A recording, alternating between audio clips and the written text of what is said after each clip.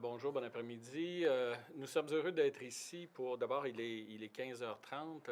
Notre règlement prévoit que normalement nos travaux doivent se terminer à 13h. Nous sommes heureux d'être ici. Et la raison pour laquelle nous y sommes et que nous sommes encore prêts à travailler, c'est pour les gens de la Gaspésie, pour assurer dans la Gaspésie, dans le Bas-Saint-Laurent et aux îles de la Madeleine que des emplois vont continuer à se créer et aussi pour assurer que nous pourrons procéder à l'adjudication de contrats de gré à gré pour 150 mégawatts pour les communautés Micmac. Essentiellement, là où on est maintenant, c'est là où on aurait été beaucoup plus tôt si le gouvernement n'avait pas introduit en commission parlementaire des amendements de dernière minute qui, pour certains sujets, n'avaient pas été annoncés. On parle de la question des surplus d'Hydro-Québec, on parle de la question de l'électrification dans les transports. Et ce sont des sujets qui sont trop importants pour qu'on les traite sans qu'il y ait des consultations et sans qu'on puisse en comprendre les tenants et les aboutissants. Et surtout, sans qu'on puisse être en mesure de savoir, au bénéfice des consommateurs, s'il y a un avantage à procéder de cette façon-là. Donc, nous avons négocié avec le leader du gouvernement et nous avons réussi à convaincre le gouvernement d'accepter d'introduire cet après-midi un amendement au projet de loi 25 qui permettra l'adjudication de gré à gré de ce 150 mégawatts et de faire en sorte que le tout puisse être adopté aujourd'hui. Je veux remercier pour sa collaboration et pour le travail qu'il a fait notre porte-parole en matière de finances, le député d'Outremont, Raymond Bachand.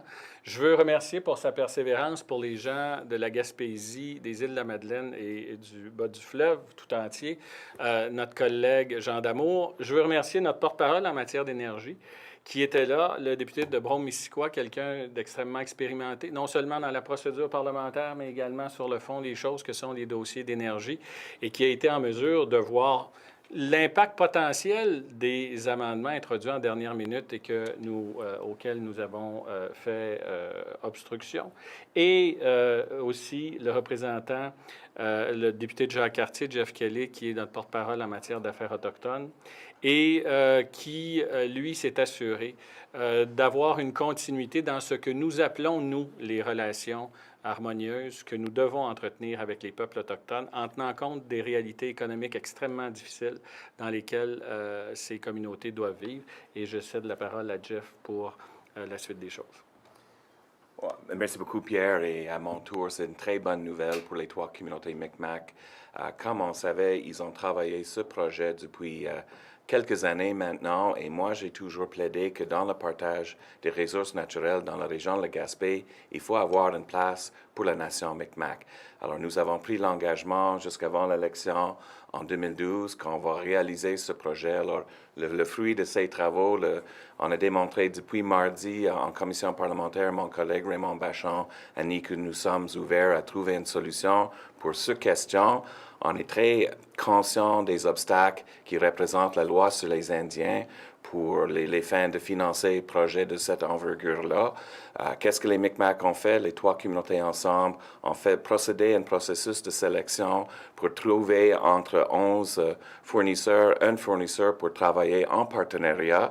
Avec le temps, ça va permettre ces communautés d'avoir une source autonome des revenus qui, je pense, est très important. Et les communautés vont utiliser ça pour améliorer les conditions sociales dans les communautés, créer les emplois aussi. Alors, c'est une bonne nouvelle pour les trois communautés Micmac, mais également, c'est une très bonne nouvelle pour la région parce que ça va permettre aux manufacturiers de remplir leur carnet de commandes. Le monde va travailler sur ces projets.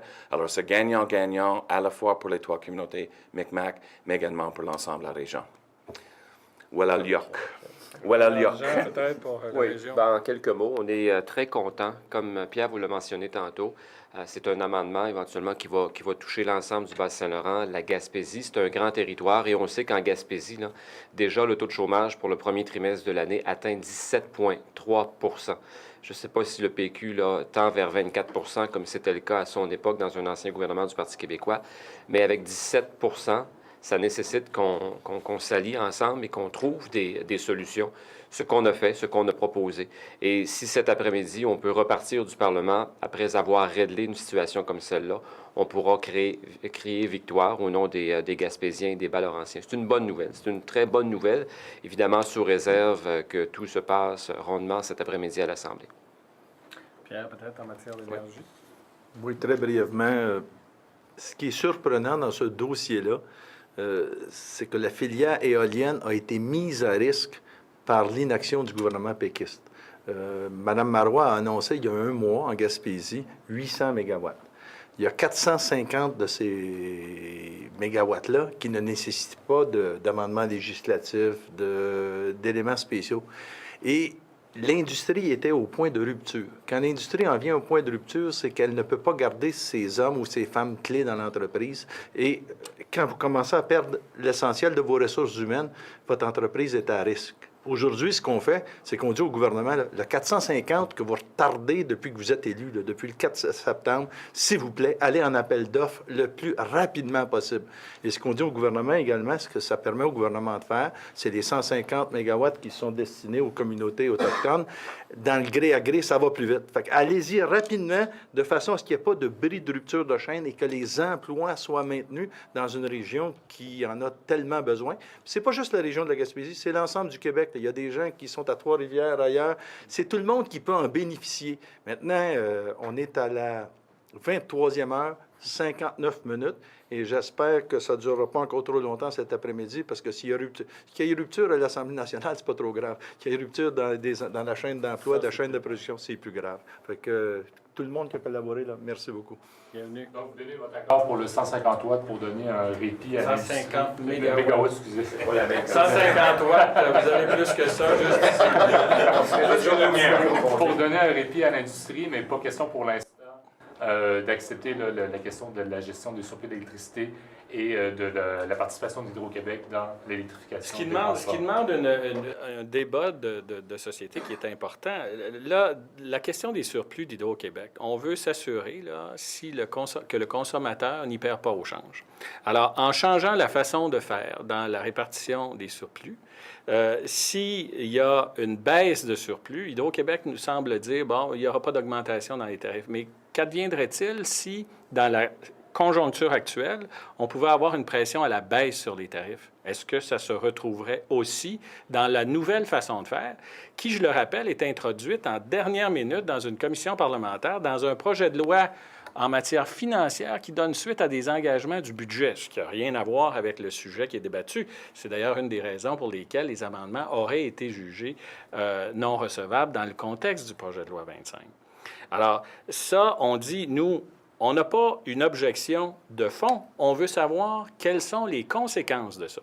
Et pour connaître les conséquences de ça, il faut entendre la Régie de l'énergie, il faut entendre Hydro-Québec, il faut entendre les associations de consommateurs, il faut entendre les experts qui vont venir nous dire quelles sont les conséquences réelles à ce changement de façon de faire.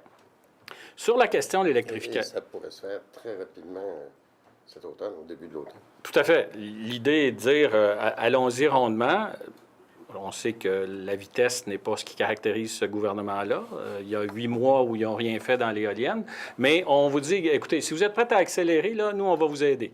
Et on veut entendre les groupes là-dessus. Sur la question de l'électrification dans les transports, j'en parlerai un peu avec ma main droite, ayant été dans le domaine il n'y a pas si longtemps, il y a d'autres sources qui doivent être considérées également dans la question de l'amélioration des transports. L'électrification des transports peut être une très bonne chose, par exemple, dans le domaine du transport collectif. Dans le domaine du transport individuel, est-ce que la recherche va en ce sens-là? Il y a autre chose. Et on n'est pas fermé à ça.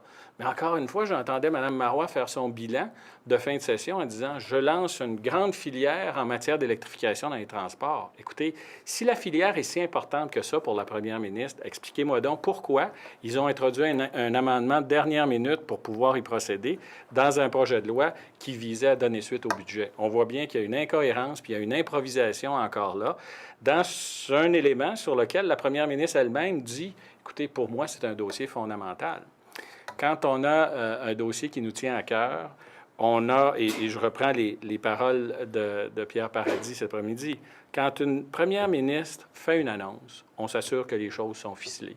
À l'évidence, on redonne encore de l'annonce alors que les choses ne sont pas ficelées et que c'est fait d'une façon improvisée en tentant d'introduire un amendement de dernière minute. Raymond? Et leur amendement électrification, tel qu'il était rédigé, fondamentalement, c'est de rentrer de façon non limitée, 1 milliard, 2 milliards, dans la base de tarification de l'hydro, et donc faire payer par le consommateur en tarif d'électricité au lieu de le mettre dans le PQI, dans le plan d'immobilisation du gouvernement. Ça mérite à tout le moins un débat en commission parlementaire et que les gens puissent venir s'exprimer.